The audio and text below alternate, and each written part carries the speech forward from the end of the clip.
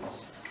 So it was the story, the exercise, the game, what do you mean, all that. It's just everybody was engaged at the time just flew by instead of lecturing all the time.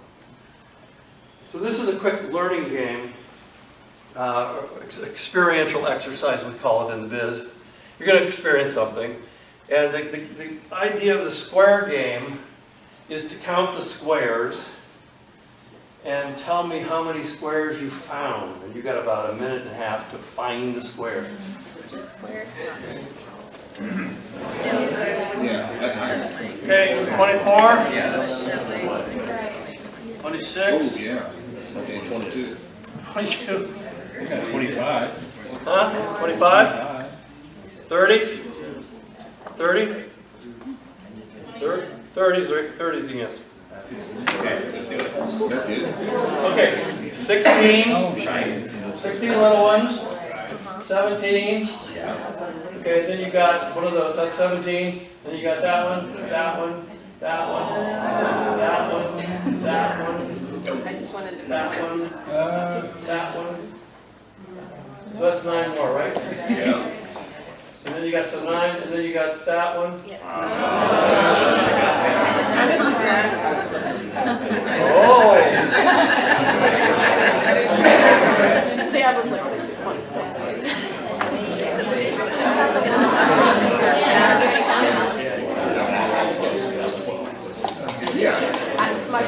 Okay. And then I did this, and then I went back and now. What are the implications of this to your marketing consultant career, your advertising sales career?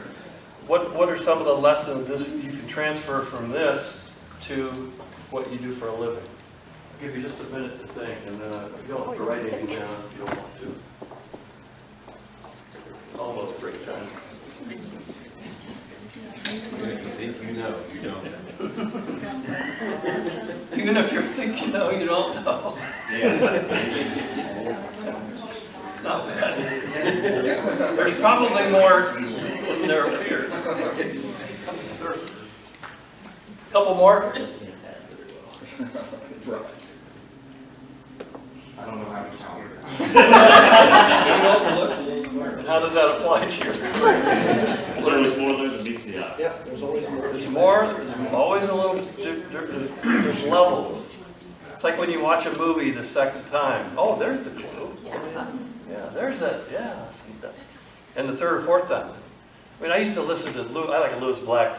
I had a CD, I'd drive back and forth, and I listened to it 10 or 12 times, and I heard new jokes every time. Because you think about, oh, that's hard, and then you quit listening. So go deeper, find more. There's always more than there appears to be, and don't give up too soon. I got it, 24. How could there possibly any more? All right, so we'll come back and make sure you have your phone, because we're going to do that exercise where you read an article and then convert it into some questions. There's an obvious, somebody says count the squares. And well, that's a stupid exercise. You got to know there's a catch to it. Because I wouldn't waste your time without catch and challenging you and trying to get you to go deeper. And that's really, that's a big idea. So that's one of the implications. Don't give up too quick. There's always more to do. Curiosity, big deal for me. Definition of curiosity. Interest in others' concerns. Could be nosiness. Doesn't have to be nosiness. Look at this. There's my key. That's Eddie. Eddie. That's the only time he's calm is when he's in an Amazon box. So, I want you to read my email of the year. It was actually 2 years ago. This woman I was trying to coach sends me this email. And it's right at the bottom of page 6. And also up top here. But you can read it right below, bottom of page 6. And it goes over to page 7.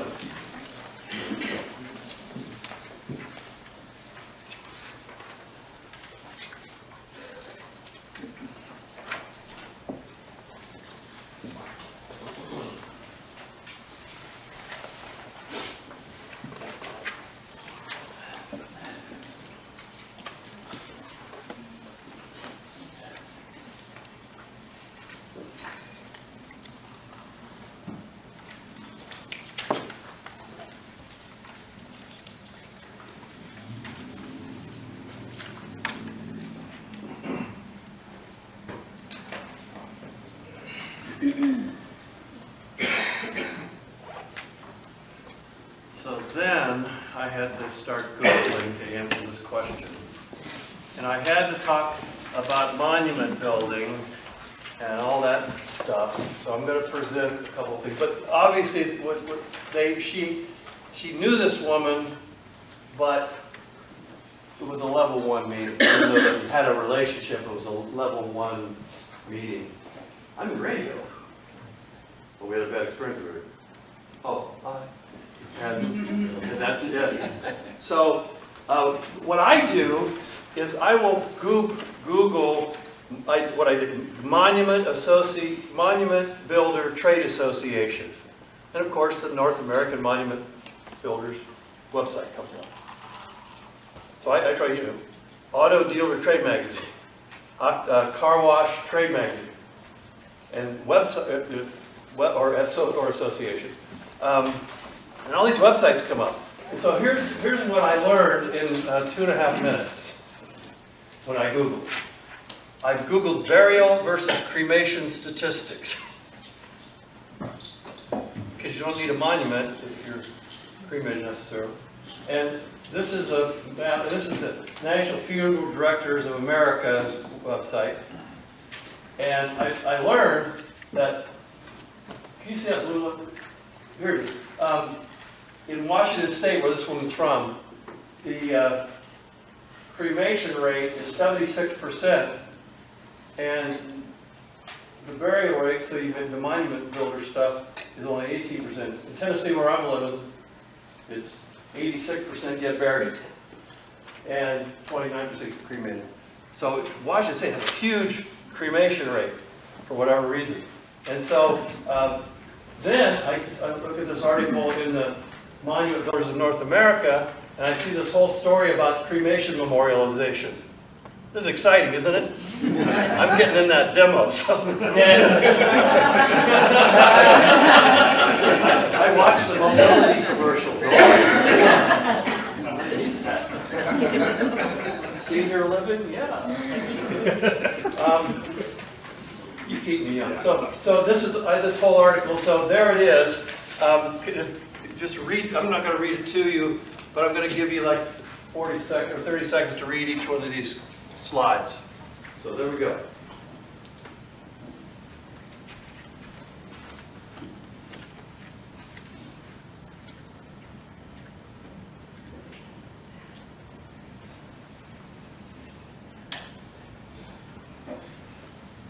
People wanted a place to go to remember someone they loved. So that's the first part of the article. Now, cremation and memorialization. So that's the next part.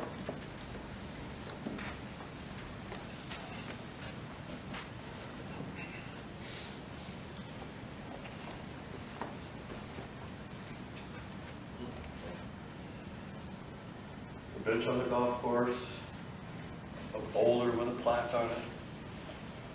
Now, is that boring to you? Yeah. Yes? Kinda. Huh? It's informational. I mean, it's. I find it, gloomy, depressing, mournful. But what is that to a monument builder? No information. That's interesting. How can I sell more of these? So I got to be on the monument builder side and talk to them about what's really going on in their industry. And I did that in 2.5 minutes. Found all that stuff. But Google, Monument Builder Trade Association, Monument Builder trade magazine, and this or article, and these things come up. So I was trying to think of this book, The Challenger Sale, and this is Matt Dixon's picture. He co-wrote this, the Challenger Sale. Don't ask people what's keeping them up at night, tell them what should be keeping them up at night. Do you realize only 18% of the people in Washington State get a monument? And there's 4 monument companies in the county. How can we help you? So offer an insight. That would be an insight that he may or may not have known.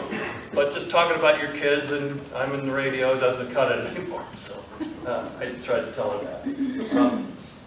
I was doing a little thing in Chattanooga, and it just told me this story. They found out you cannot buy health insurance at Walmart.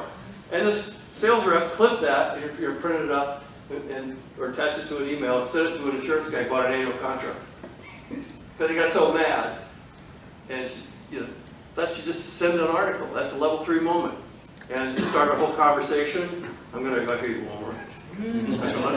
They're not going to help the customer like I can. And boom. And so you do stuff like that. And this is so analytical, I'll do it quick. But you got to think small to get big, to succeed bigger. And so here's the math. Sorry about this. But if you take 10 minutes a day, 5 days a week, 50 weeks a year, and just read a trade publication website or an article about a car dealership or automotive news or whatever it is, 10 minutes, it's 2,500 minutes a year, divided by 60 minutes an hour, gives you 40 hours of business learning over the year. So we're having a 3-hour seminar here, but you have 40 hours of just reading about business. And all of a sudden you have more business acumen, you have more stories, you have more facts, you have more stuff to talk about. And it doesn't have to be fun, it doesn't have to be, you don't have to do it for hours, 10 minutes.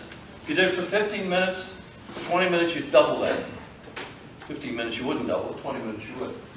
But that's the small thing. And it's kind of like, don't try to do it all at once. Just do it.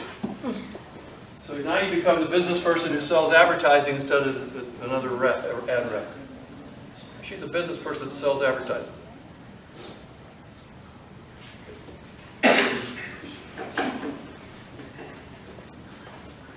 Okay. So yesterday, on the plane, I was rereading this book. And this, so remember it was J. Douglas Edwards, and then Larry Wilson, and then Jeff Tall, and The Evolution of Selling. And this book is consultative selling, and it says that you can read that 8th edition. And this is the same publisher as The Accidental Salesperson. I got 2 editions. They're not going to be an 8th, I'll tell you that. But he did 8 editions of this book, Mac Hannon. And this is his. I just put this slide in yesterday, but I'll send you the deck if you want it. You must bring something to the party. That's in your notes, isn't it? You got to bring something to the party. You understand the client's business will show evidence of diligence and intelligence. That's his thing. You should never ask a question, the answer to which, the information which the answer is publicly available.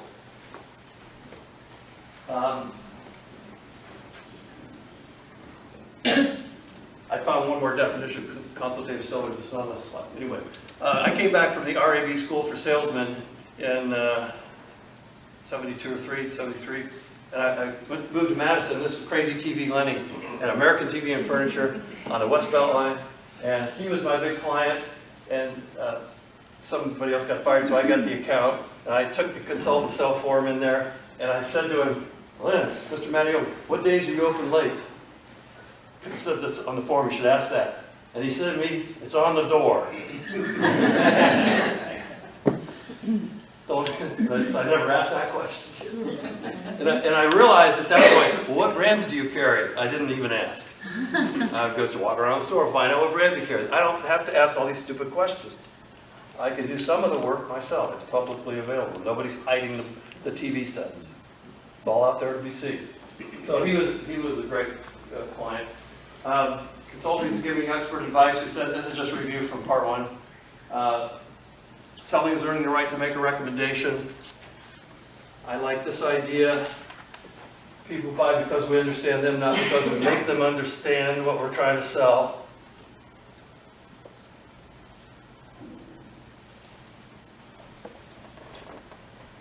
People buy because we understand, and they can feel it. When you're at your best, you're there with them doing that dance. Try to find out what they need. This is Phil Jones, and he says, it's because you said you need that I'm recommending, that those are the reasons we recommend this. Because you said in the last meeting you needed to accomplish it. And then, of course, Darren says, based on what you told me, you've heard that, and that's a great one. If you can say, based on what you told me, now you're in consultative mode. Because I'm reacting to what you said, I'm earning the right to make that recommendation, like Jones. Now the fun part.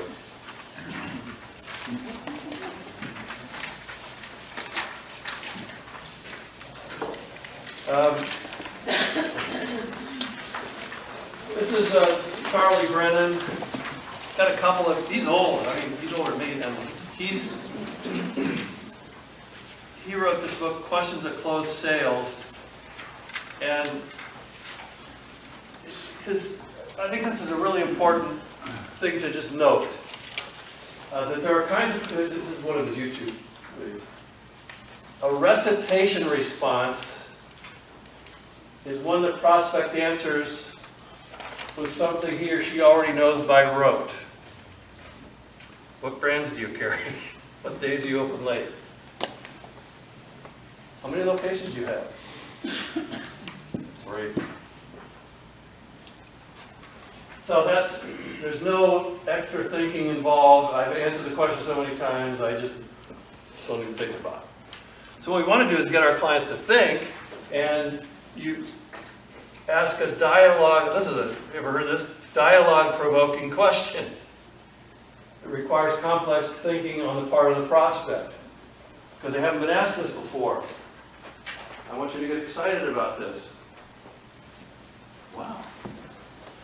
And so if you ask a dialogue-provoking question, it solicits an opinion rather than a correct answer, and it involves longer exchanges, and they start talking more. And it's an interesting question. Now they're thinking, and then they answer for longer periods of time, and then they remember, that was an interesting meeting. Huh? Salesperson was really different. So MLPQ stands for multi-level probing question. Is that new for anybody? Good. Multi-level probing question. And so you would make a statement of fact. And it would be a fact that you researched. And maybe according to the National Funeral Directors Association website, this. 18% get cremated. So there's that fact. And then you would make an observation about the fact that how it struck you. You know, when I thought about that, and then you ask a dialogue probing question. Dialogue provoking or probing. So here's an idea. According to the National Funeral, this is a statement of fact. 18.1% of Washington choose burial, 70% choose cremation. It's a fact. I know, last time I was a pallbearer was my grandmother's funeral. And that was in the 1968. And everything else has been memorial services since then.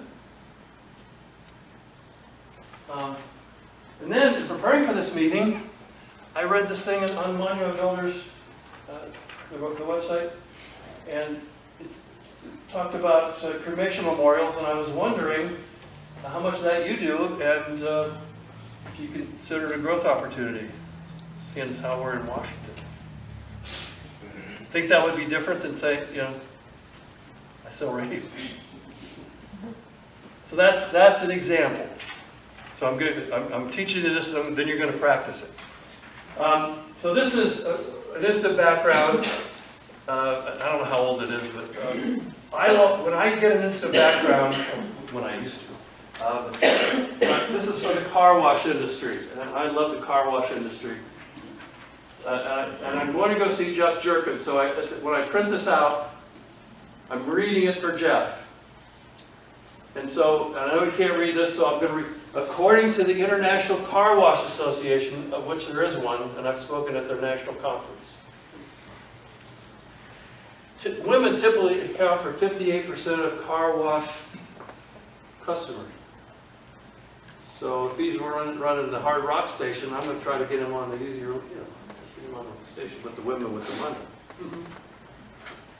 So, and I don't say according to the RAB in some background ever. According to the International Car Wash Association. Your association, Jeff. And then, so I do that's the reference.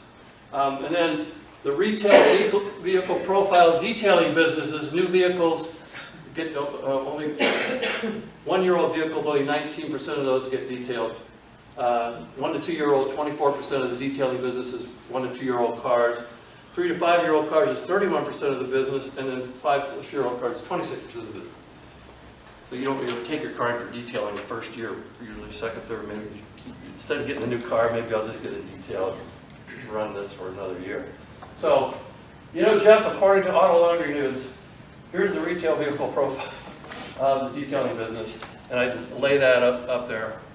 And I know how good it feels to have a new car, and then the novelty wears off, and you start getting crumbs in your cup holder, and just getting older. You start getting used to getting older. Do you have the capacity to increase your detailing business, and do you have the margins to make it worth doing? So I bring them a fact. I tell them a story about my own habits, and then boom. You get the formula. You can do it in any order, too. Do you have the capacity to do more detailing? I'm asked because I just looked at this fact in Auto Laundry News.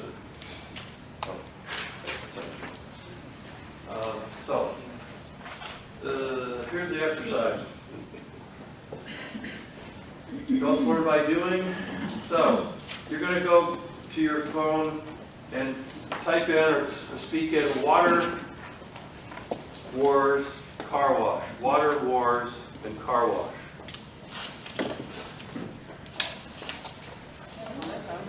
So what I want you to do is, take 5 minutes to read this article, and then we'll create a multi-level probing question.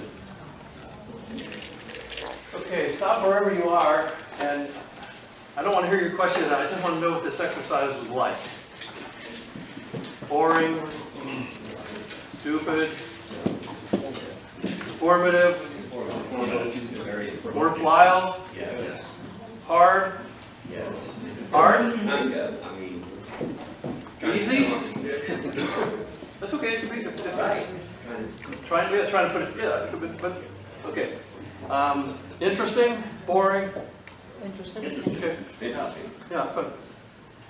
Never think about all the things that go into a car wash, what they're trying to do. Would anybody, what I'd like you to do is just in pairs, share your question with somebody else. So just so you have it practice giving it to somebody. So don't be shy. My dialogue probing question was, have you thought about ways to reduce water consumption and letting people know you're conserving our most valuable resource? What's a factual statement? So my factual statement was, I read on carwashmagazine.com that car washes are getting more efficient with water. And a personal observation? I noticed that your car wash turns on before I enter the laundry room. I actually work with a car wash. But it's amazing that they can just get it to the millimeter and then the water comes on and then the computer and then they sell you the unlimited monthly package and now you're a subscriber. Yeah. Sarah said, should I get a car wash? It was going to rain. I said, you got a subscription. It doesn't matter if it rains anymore. So that's the way you do it. I mean, that's good. According to Car Wash Magazine, there's a great article I read it called Water Wars. And I'm wondering, I noticed yours doesn't do this, and I'm wondering if you've looked into it. Whatever it is you want to talk about. And I wonder if you would tell people how green it is to wash your car at a car wash like this versus waste hundreds of gallons in your driveway. And so there's lots to this. So that's what you could do in 10 minutes. You could read an article, you could come up with a question. And we're the sales managers. I don't know who you can do this fact frenzy idea where everybody brings one article of different topics, or you just bring an instant background on everything. You go through the instant background, and then you come up with a question, and then you share that question with the group, and then they share the question with the group. So now everybody learns something about an industry in your sales meeting, and they have some things to go out and talk about. Or, email with people, or do something with it. Now you're just thinking about business and thinking about what's the angle I can use, and that's a pretty good meeting because you can just learn a lot in 10, 15, 20 minutes about other businesses. You all, so that we did that. Okay, do you use a why advertise checklist here? No. Some people do. I've seen it, You haven't used it. but I don't use it every time. I've heard about it. Okay. So this is the why advertise. I just want to spend a couple of minutes on this. This is my why advertise checklist. All others are imitations. Of course. And the idea here is that you go in and say, one of the biggest mistakes that the customers make is that they don't tell the reps why they're doing this, what they're trying to accomplish, what the outcomes they're looking for. And so we work with this consultant, Chris, I don't know. But, over the years, and this is before Advantage, you remember, I used to go do seminars for advertisers, and I talked about people here's how to make your ad work. Even if you run in the newspaper, do this. And I wouldn't do the pitch at the end, but I would just do 3 hours. And the way we ended it was, if this were heaven and not Manhattan, Kansas, and imagine 100 advertisers in the room at round tables. Each one has a rep there. And the rep is saying, so what I'd like you to talk about in your groups is why advertise at all? Why advertise? Because the biggest mistake we make is we don't tell people why we're doing it, but why advertise at all? And then the rep would take notes and we got to build traffic. Oh yeah, well we got a new competitor. And yeah, we got to get rid of old merchandise. We got to announce a new department. We got a new location. So whatever, they started making this list, and we put it up on they'd yell it out. We put it on a flip chart, in the room, and then we publish it and take it back as a follow-up to that meeting. And let's go over this. And all of a sudden, the sales reps are closing deals because they're bringing back the client's feedback. And so these are the 40 or 30, I don't know how many on there now, but the most often mentioned reasons that over 440 seminars, over 40,000 people contributed to this. That's what you got to do. This is, in seminar settings, over 40,000 advertisers created this list of why advertise. And I'd like you to check off 7 things you'd like your advertising to do, and then we'll talk about the 3 things it must do. And so you got to sell it. You got to sell, why am I doing this? I want you to make, and even if you don't buy me, has your newspaper rep or has the other rep in town, cable, anybody else brought this to you? No? I can't believe it. So now, you get down to the 3 things they check off. And then you need to ask questions about those things. So if somebody checks off, I got to build traffic, what's a question you would ask? Does your website walk through the process from A to Z? Is that web traffic? What do you mean traffic? What do you mean, traffic? Yeah. Traffic to your website, traffic in your store. More questions about traffic? What's your current traffic? What's your current traffic? What's a normal average Yeah. day? How do you count the traffic in your store? How much more can you handle? Do you have enough people to handle more traffic? Do you have enough product to handle more traffic? What's the biggest traffic day you ever had? What kind of traffic do you want? Anybody? You can give away free hot dogs, you know what that does. Free hot dogs. It attracts the people that need free hot dogs. Nothing wrong with those people, but they don't have any money to spend in your store. So quality traffic, what you want, what quality of traffic you want. So instead of just saying, they check these 3 things and leave, you go deeper on each one of the 3 things they check. Why? Because that's what their motivation is. That's what their interest is. That's what they're trying to accomplish. And you're interested in what they're trying to do instead of sell them advertising. What's the most important thing on that list?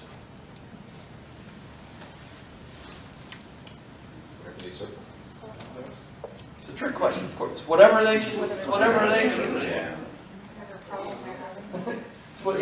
It's the things. The most important thing are the things that they check off. And then you may not agree with them, but that's what they're thinking about, and that's where their motivation and energy will go. And you'll take them along. So there's that.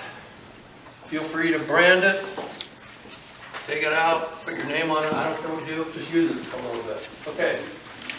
Here's the next one. How's my energy level?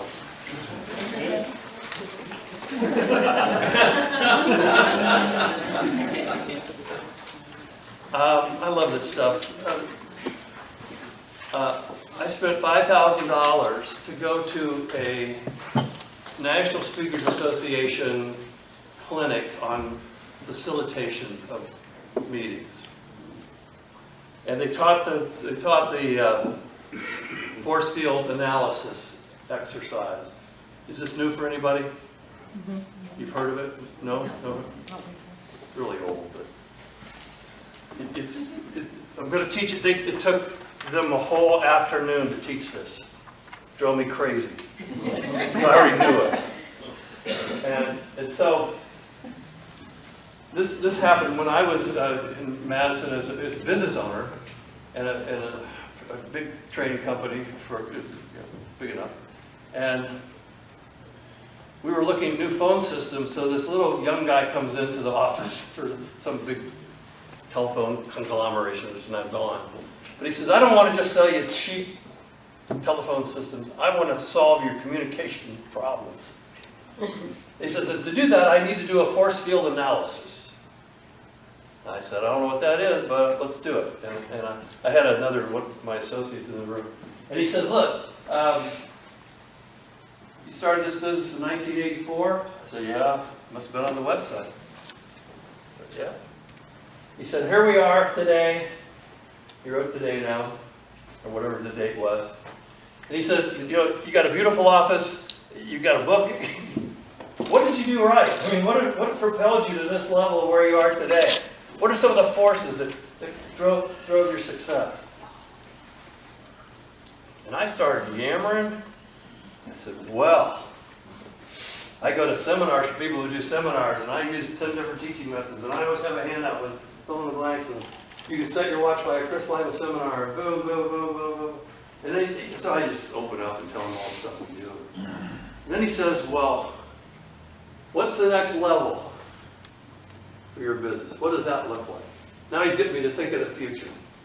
And that's the book from the strategic coach, always make your future bigger than your past. What's the future? It's the next $1 million, the next $1 million in sales, whatever it is. Having another group of trainers, having an online course, writing another book, whatever I wanted to do at the time. Now I have no ambition. But when's the Social Security check going to be here? Oh, cats need food. Okay, Yeah, it's- and I said, well, there's more and more competitors doing what I do in the radio industry. In fact, I've trained a couple of them.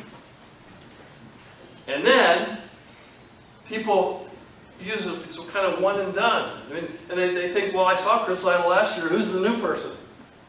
And one of my telephone salespeople called someone and said, Chris Lytle's coming to Indianapolis, would you like to come to the Radio Sales 101 seminar? And the sales manager said, well, we saw her last year. So people don't remember it all the time. And then, man, I was whining. And at the end, I've told this guy everything. And he didn't ask me a question except, what are these other forces that got you here? And I've taught this, I've done this in corporate meetings with teams, or you can just do it if you're selling to a group. And that's it. You just find out all kinds, what do they want? What's keeping them from getting it? How can I help them remove some of those obstacles, the downward forces? How can we take advantage of the good that they do? And how can we communicate that in the marketplace? Okay, that was 4 minutes. It took 3 hours in Scottsdale, Arizona. Or I had to fly to learn that. Could you use this now with no further training? Would you use it now with no further training? You just need a piece of paper and a pen. It's so easy. And I just want to, this is the way I try to get into people's minds, or I want to help clarify some things for you and me as we move forward. And this is force field analysis, something we had at the sales conference, and